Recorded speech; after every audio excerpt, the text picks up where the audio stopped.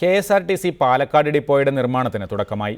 6 കോടിയിലേറെ തുക വകയിരുത്തി നടപ്പിലാക്കുന്ന പദ്ധതിയുടെ നിർമ്മാണോദ്ഘാടനം ഗതാഗത മന്ത്രി തിരുവഞ്ചൂർ രാധാകൃഷ്ണൻ നിർവഹിച്ചു.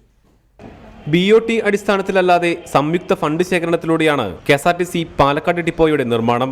6 കോടിയിലേറെ തുക വകയിരുത്തി നടപ്പിലാക്കുന്ന പദ്ധതിയിൽ ആദ്യഘട്ടം 2 കോടി ചെലവഴിച്ച് KSRTCയും രണ്ടാം ഘട്ടം ഷാഫി പറമ്പിൽ MLAയുടെ ആസ്തി വികസന ഫണ്ടിൽ നിന്ന് 2 കോടി വകയിരുത്തിയും നടപ്പിലാക്കും.